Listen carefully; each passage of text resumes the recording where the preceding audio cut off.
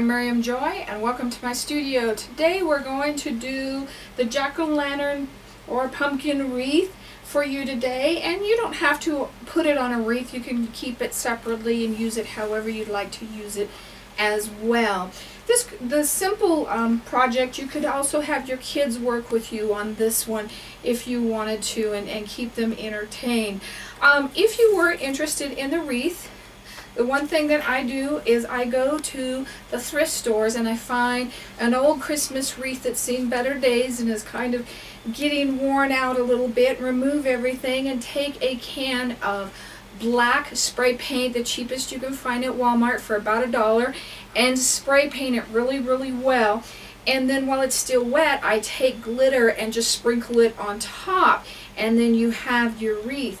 I also added this really pretty pastel ribbon to it, and that's really big this Halloween, and I did find this ribbon at Joann's, and I did do a video on just how to make ribbons, so if you need a little help in that area, there is also a video for that.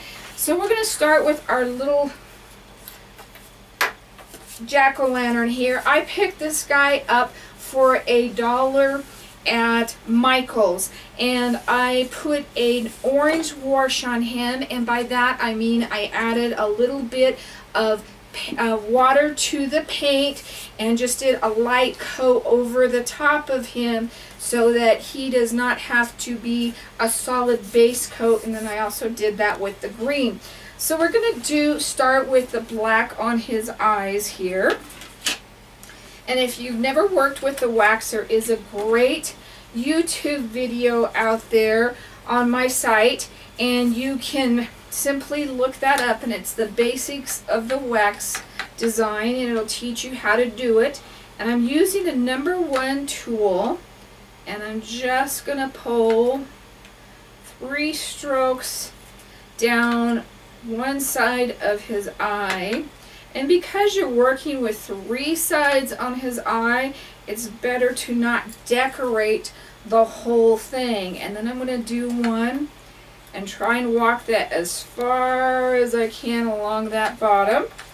And then we'll do another one over here. And then we'll do some dots connecting them over here. And then on the bottom, I just did one across the bottom and dotted it there. And the top of the mouth is what I did here, and then a descending dot there, and then I did one here, and one here, and a descending dot there. So that's all of the strokes that we're going to do on that part of it this time. We're going to come back in with our liner and do a little bit more in just a second, but we're going to start with that. So I'm going to go up to the top of the stem, and I'm going to put the green in it, and I'm just pulling it up from the bottom. And I apologize for not holding it still, and that one dropped on me. We'll give it a second to dry here. And for you people that I yell all the time to not have your wax overflowing or it will dry, that is why, because it was overflowing and it did drop. So that's a good lesson to know. If you can't see that triangle in your pot, it is too full and you need to just absorb some of it with a cotton ball. Alright, we're going to try again. We're just going to pull some strokes up from here. Just pull those all the way up. Nice and slow. The slower you go, the more you can get them longer. And we're just going to do some random dots, just to kind of fill that area in up at the top there. Just one more big one there. Okay, so we've kind of covered that area right there. And then we're going to switch over to red orange. And we're just going to kind of follow the shape of our pumpkin, and we're just going to bring the curves kind of in from the side here. just going to start this guy in the middle. And I accidentally stuck my green when I was working a minute ago there into my orange. So it's a little bit green on me. Now we're going to go over to the other side.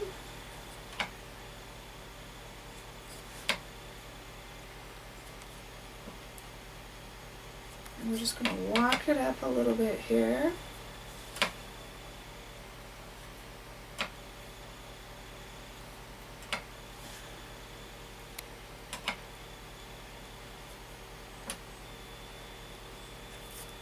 And we're going to do the same thing up here. Start to curve these around. I'm using the number 2 tool, the larger end. And keep your well full. Your strokes start to get smaller the lower it gets.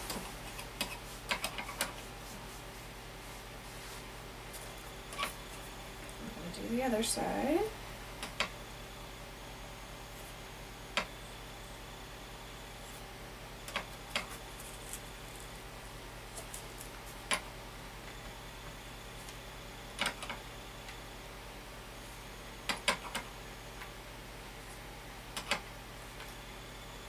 Okay, then I came up here and I started about in the middle and I did a descending dot till I ran out, and I did that both directions, and that just kind of ties it in a bit. Okay, and then we're going to use our wax liner. This is kind of a newer thing in our tool line, and this is our wax liner, and I'll show you a little bit more once I let it warm up here. You want to keep your wax pretty full in your well when using this tool because it makes it a little bit easier to use, and just set that your tool in there and let it warm up on you, and then scoop it up with the wax. And I'm going to wipe just that little part out there, and then I'm going to line with it. And what's really nice about this tool is it's built so that you can hold your hand on your piece that you're working on, not having to worry about keeping this so straight up and down. And what I'm doing is a line and some cross hatches. Some line and some cross hatches. You also could do this with a permanent marker if you wanted to do that as well.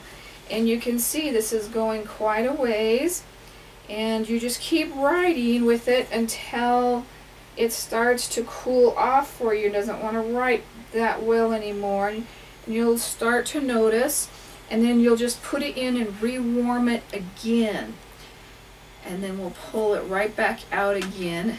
Let the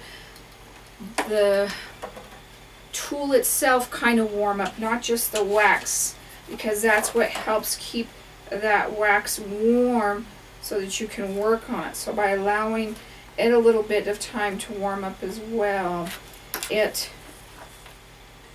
does better. And you can see this is just all kind of liner work here. I should have left a little bit more room down here, or done this part first between my strokes.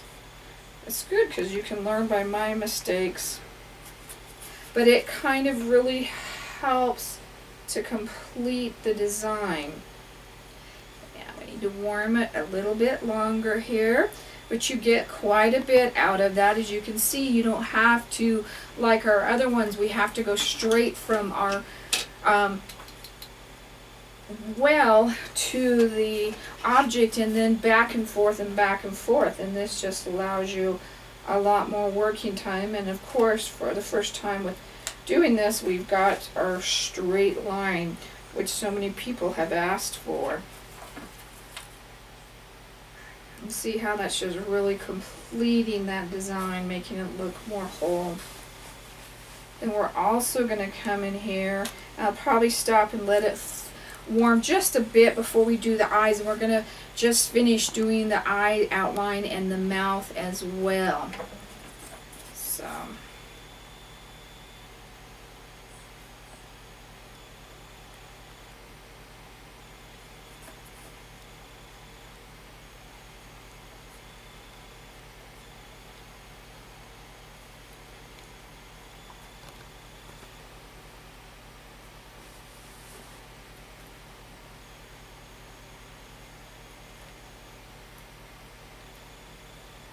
Another thing, if you happen to be working with this process and you've noticed that it's a little bit hard to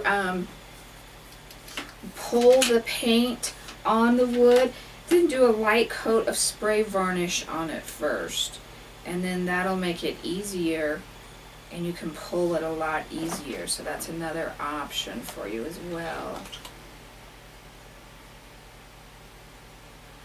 And then we're going to finish up the mouth here.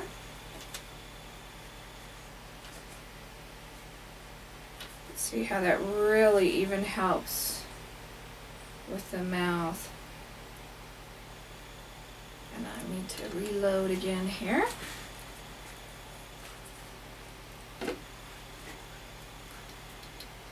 And this isn't paint, this is wax.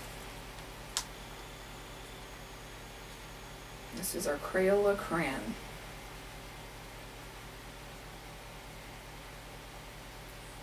Okay, so we've done all of that, and at this time I would recommend to spray varnish it, or if you want a more heavy duty coating over it, then put a couple coats of brush on triple thick over the top of that, and that will help as well. And then I thought this really added so much life to it.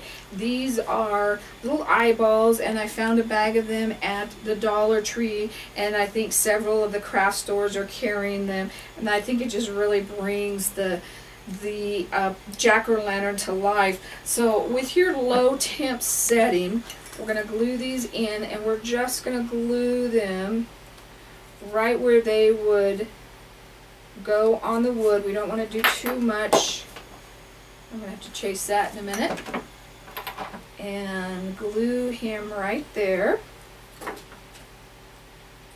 Trying to make sure he's straight and looking out. Let me grab the other one if I can find him.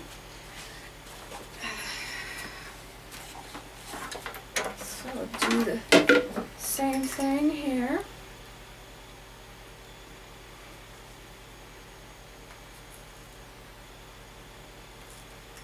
You don't want to do the high setting because you don't want to melt your eyeballs.